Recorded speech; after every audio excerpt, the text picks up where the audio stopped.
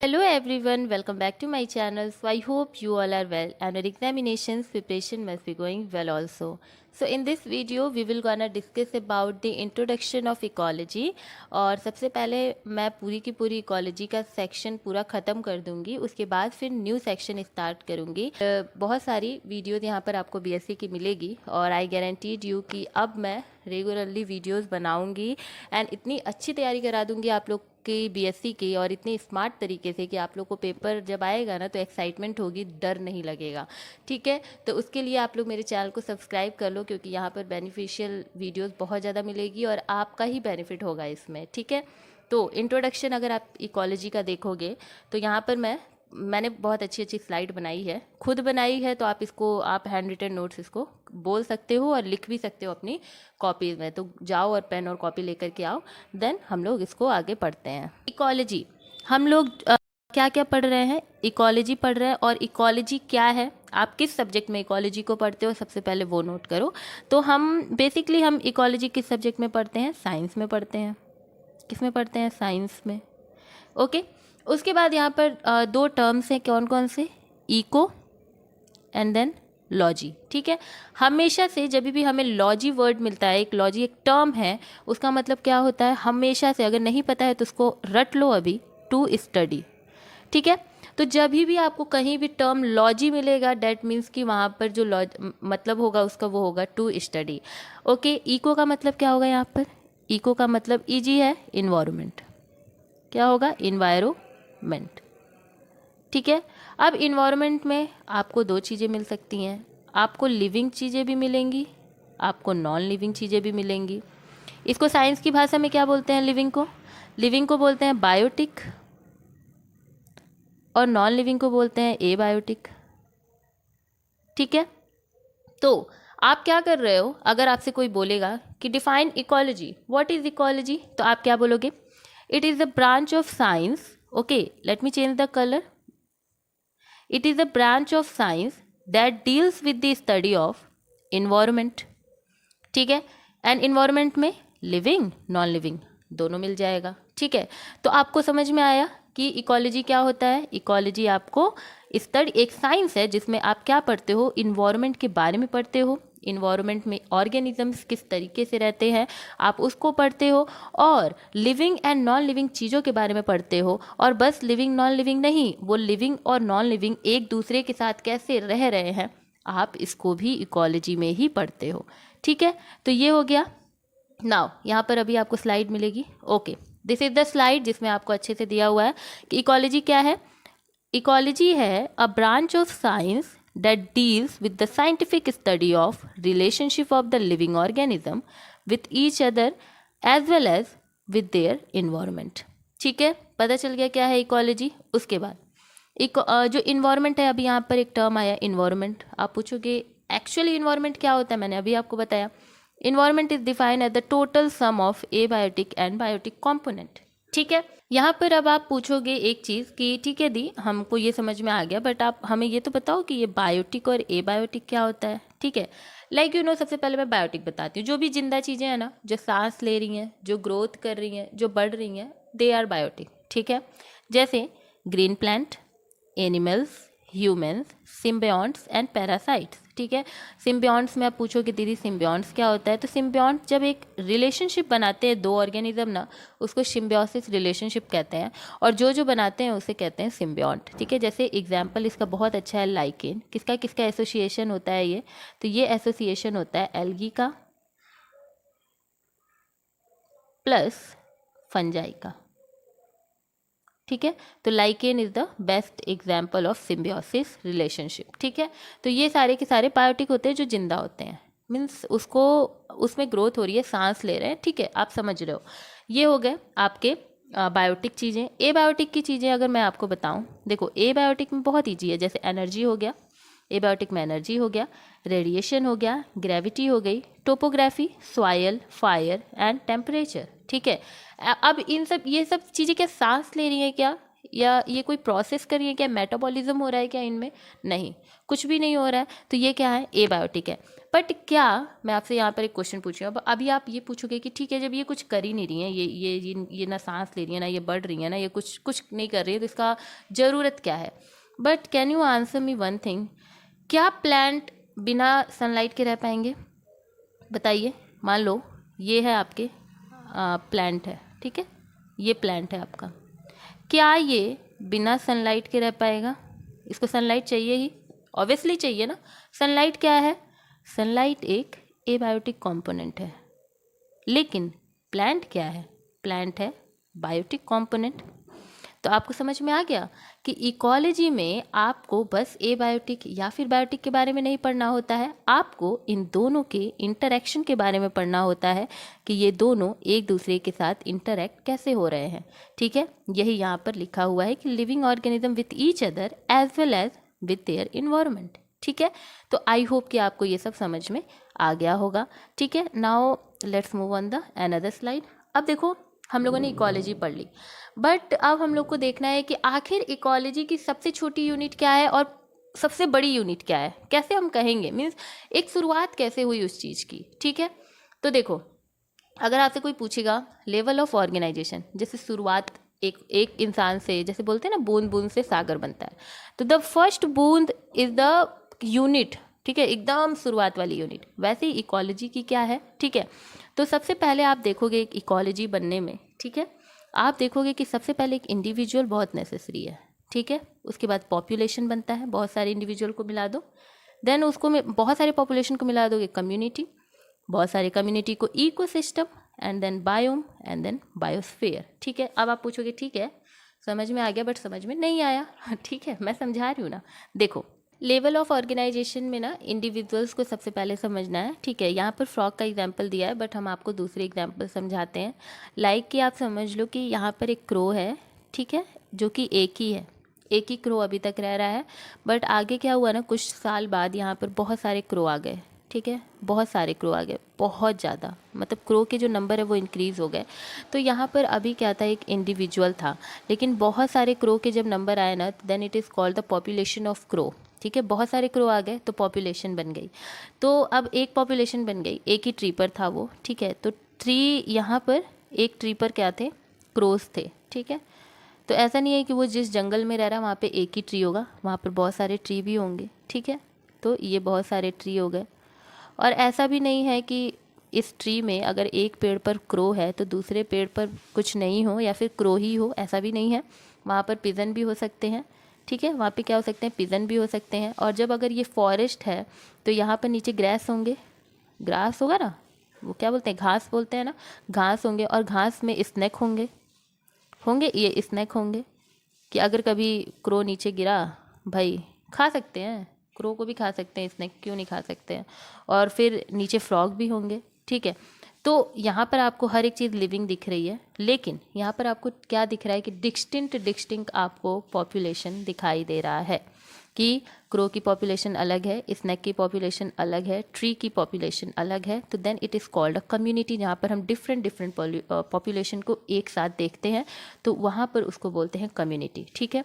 लेकिन बात आती है इकोसिस्टम की, तो इकोसिस्टम में ना अभी आप लोगों ने पूरा, मैंने अभी बताया था कि क्या क्या ट्री भी था, चलो यहीं पे देख लेते हैं। यहाँ पर फ्रॉग भी है, यहाँ पर ट्री भी है, यहाँ पर स्नैक भी है, ठीक है। तो this is called the community, क्योंकि फ्रॉग की भी पॉपुलेशन है, स्नैक की भी पॉपुलेशन है, एज वेल एज ट्री की भी पॉपुलेशन है।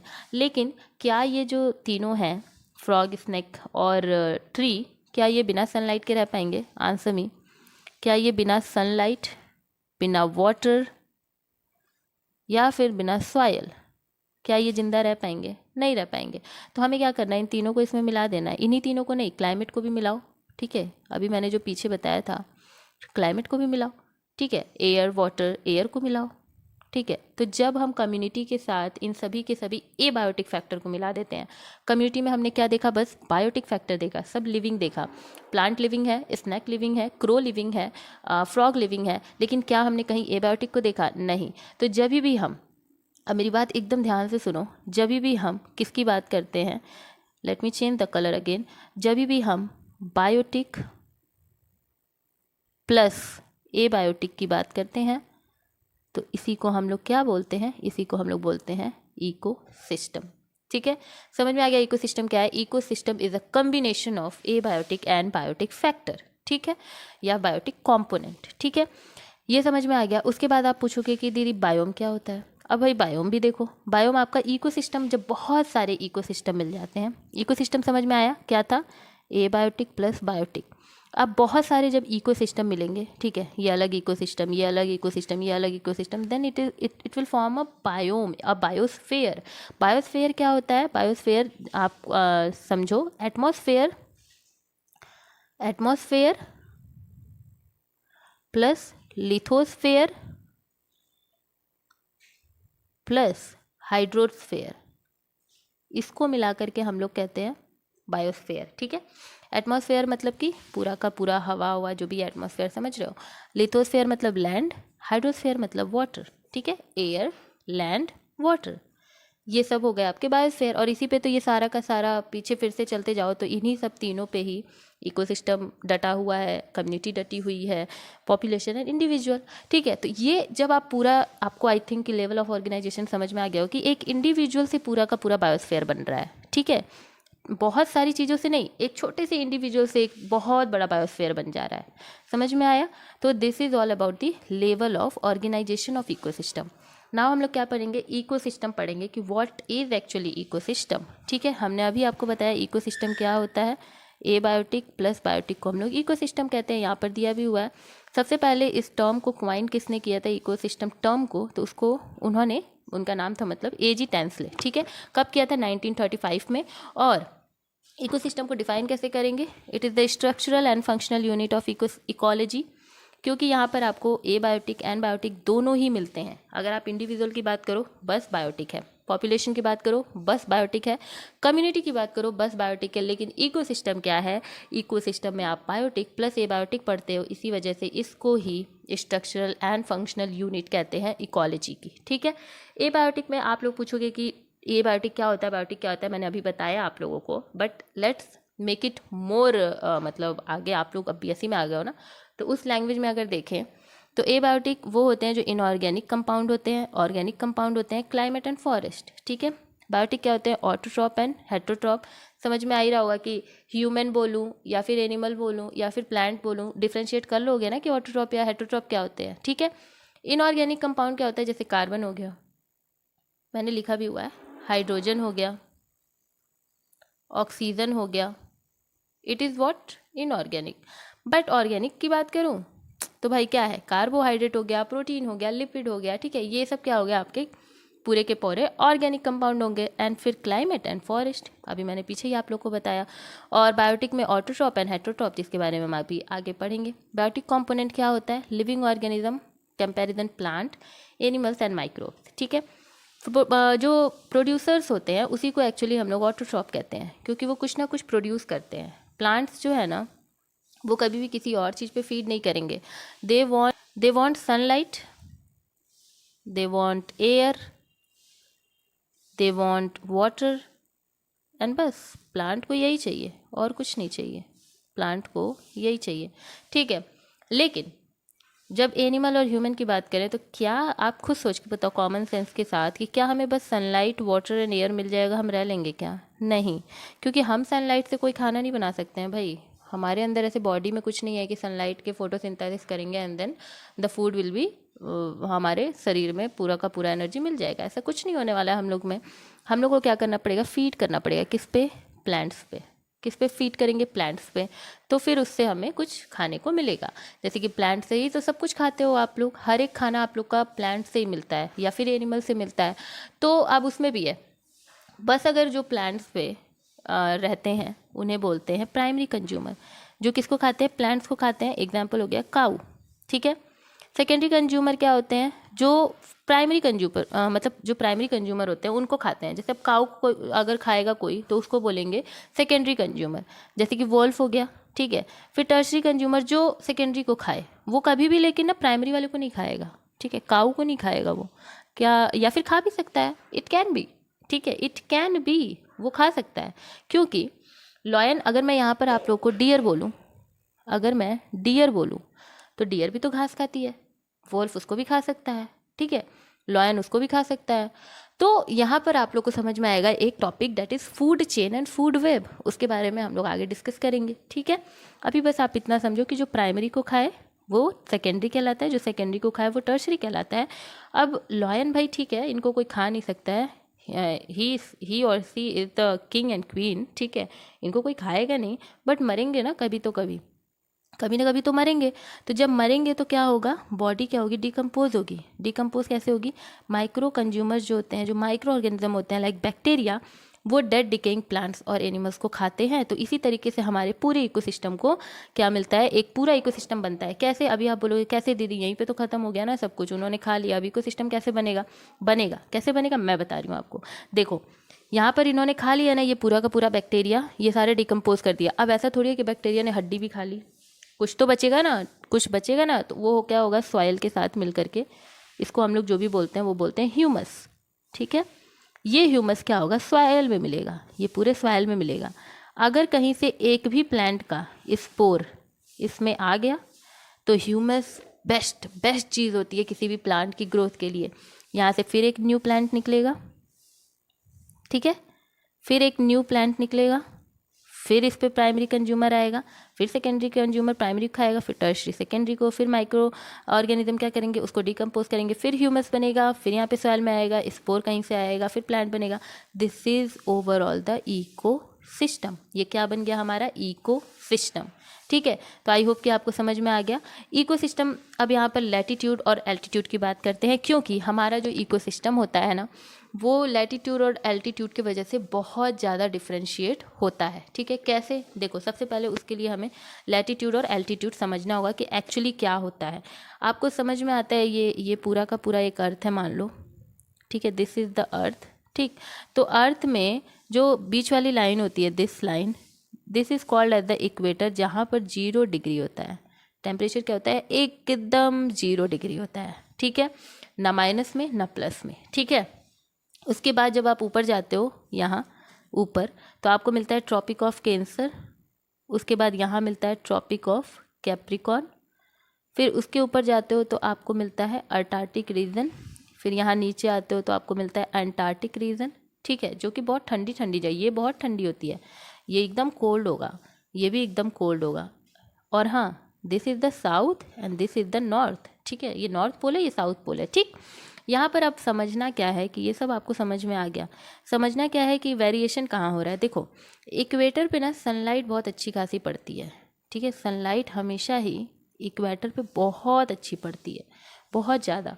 तो यहाँ के जो प्लांट होते हैं ना, जब सनलाइट अगर अच्छी पड़ेगी तो एयर जो होगा, वाटर जो होगा, उसको अच्छा मिले, वो ड्रायर नहीं होंगे, ठीक है, वो वार्मर नहीं, बहुत ज़्यादा वार्मर नहीं होंगे, मतलब सनलाइट बहुत ज़रूरी होती है, ठीक है, बहुत ज़रूरी होती है। तो इक्वेटर पे बहुत ज़्यादा वो पड़ती है, ठीक है। तो यहाँ का जो वेजिटेशन आप देखोगे ना, ये इतना घना होगा, इतना सुंदर, इतनी हरियाली यहाँ पर आपको दिखेगी, ये इतने दूर इतनी हरियाली दिखेगी कि आप लोग भी सोचोगे कि wow, this is actually the scenery, ठीक है। तो यहाँ वाला जो वेजिटेशन होता है वो बहुत अच्छा होता है। क्यों? क्योंकि यहाँ पर डायरेक्ट सनलाइट मिलती है और वाटर, एयर, सब कुछ यहाँ पे अच्छा होता है, इसीलिए इस जोन को हम लोग ट्रॉपिकल जोन कहते हैं। कभी खोलना गूगल पे ट्रॉपिकल सर्च करना, ठीक है, आपको दिखेगा, बस आपको प्लांट्स दिखेंगे, बस प्लांट्स दिखेंगे, ठीक है। लेकिन जैसे ही हम ऊपर जाते जाएंगे ना, ऐसे ऊपर जाते जाएंगे या फिर बहुत नीचे आते जाएंगे, ठीक है, इक्वेटर के कंपैरिजन, ठीक है, तो टेम्परेचर क्या होगा ना, बहुत घटेगा, एकदम घटता जाएगा टेम्परेचर। तो फिर क्या होगा कि टेम्परेचर जब घटेगा तो जो वाटर होगा, जो एयर होगा, सनलाइट मिल नहीं रही है, they will get the colder, और उसको क्या होगा, वहाँ पर ड्रायर हो जाएगी, एयर बहुत ज़्यादा ड्रायर हो जाएगी या फिर कोल्डर हो जाएगी, ठीक है। तो उसकी वजह से प्लांट्स को कोई भी चीज़ अति अच्छी नहीं होती है, आप लोग भी ये जानते हो, अति किसी भी चीज़ की अच्छी नहीं होती है, बहुत ज़्यादा कोई भी चीज़ अच्छा नहीं होता है किसी चीज़ के लिए, ठीक है। तो यहाँ पर एकदम कोल्ड रीजन हो जाएगा, तो यहाँ पर आपको कोई भी वेजिटेशन देखने को नहीं मिलेगा, डाइवर्सिटी उतनी देखने को नहीं मिलेगी, क्योंकि इन्वायरमेंट ही वैसा नहीं है। बट यहाँ इतने दूर आपको डाइवर्सिटी अच्छी खासी देखने को मिल जाती है। ये क्यों होता है? Only because of the change of altitude, ठीक है। क्यों? Change of altitude. तो यहाँ पर आप लोग को कंक्लूजन क्या मिलता है कि latitude has a strong influence on an area temperature resulting in the change in climate such as polar, tropical and temperate. तो ओनली बिकॉज ऑफ द जो क्लाइमेट है ना, उसके वजह से 3 रीजन बन जाते हैं, एक पोलर, एक टेम्परेट और एक ट्रॉपिकल। ठीक है, इसके बारे में आप गूगल पे सर्च करना, एक बार आपको डिफरेंस जरूर दिखेगा। ठीक है, this climate determine different natural environment. मैंने अभी बताया पोलर का जो इन्वायरमेंट होगा वो बहुत ठंडा होगा, ट्रॉपिकल एवरग्रीन बहुत अच्छा होगा, मीन्स बहुत अच्छी चीज़ें वहाँ दिखेंगी आपको, बहुत डाइवर्सिटी दिखेगी। टेम्परेट ओके ओके है, बहुत भी नहीं दिखेगा, कम भी नहीं दिखेगा, but still diversity will be the great as comparison to polar. ठीक है, फिर एल्टीट्यूड, यही मेन चीज़ है। जब एल्टीट्यूड इंक्रीज होगा तो एयर बिकम कोल्डर होगा, यहाँ पे फोल्डर नहीं, colder and dryer, DRIER, dryer, affecting wild life accordingly. जब बहुत ज़्यादा कोल्ड होगा, बहुत ज़्यादा ड्राई होगा, तो कोई भी प्लांट या एनिमल वहाँ पे रहने की कोशिश नहीं करेगा, सोचेगा भी नहीं। आप ही सोचो ना, आप रह पाओगे क्या बहुत ज़्यादा ठंडे में? बर्फ़ बनने में के बाद रह पाओगे क्या? नहीं रह पाओगे। तो प्लांट्स को कैसे आप सोच सकते हो? नहीं सोच सकते हो। तो वैसे ही जब एल्टीट्यूड बढ़ता है तो बहुत सारी चीज़ें वो अपने साथ ख़राब करते चलता है। ठीक है, बट ख़राब उसको हम लोग नहीं बोलेंगे, सबकी अलग अलग इन्वायरमेंट है, वहाँ पर अलग एनिमल्स रहते हैं। ऐसा नहीं है कि आप लद्दाख में जाओगे तो वहाँ पर आपको एनिमल्स ही नहीं दिखेंगे, जाना आपको दिखेंगे एनिमल, बहुत सारे दिखेंगे, क्योंकि वहाँ पर उन लोगों ने अपने आप को अडाप्ट कर लिया है। बट जब हम इक्वेटर की बात करते हैं, एल्टीट्यूड की बात करते हैं, तो ये हम देखते हैं कि yes there is a difference between the polar zone, the temperate zone and the tropical zone. It is because only the altitude difference. ठीक है, बस एल्टीट्यूड की वजह से। तो इकोसिस्टम पर एल्टीट्यूड और लैटीट्यूड का बहुत ज़्यादा इफेक्ट पड़ता है। ठीक है, this is all about the today's video and I want to give you a question, मतलब होमवर्क समझ लो। ठीक है, इसका आंसर मुझे कमेंट बॉक्स में बताना कि deserts, grassland, forest and tundra region are the examples of. ठीक है, मैंने ये अभी पढ़ाया नहीं है, बट ये मैं आपको दे रही हूँ, क्योंकि जो नेक्स्ट टॉपिक हम लोग डिस्कस करेंगे वो होगा टेरेस्ट्रियल और एक्वेटिक इकोसिस्टम। ठीक है, तो उसको पढ़ने से पहले मुझे ये वाला आंसर थोड़ा सर्च करके कमेंट बॉक्स में बताना। अगर आपको आता है तो आप डेफिनेटली मुझे कमेंट बॉक्स में अभी तुरंत बताओ। And this is all about the today's video. I hope कि ये वीडियो आपको अच्छी लगी होगी और मैंने ईजियर आप लोगों के लिए इकोसिस्टम को बनाया होगा। ठीक है, so thank you for watching the video and yeah please like, share and subscribe the channel science वाली। एंड या सो मिलते हैं नेक्स्ट वीडियो में। Bye bye, take care, be happy and yeah please subscribe जरूर कर लेना। Bye bye.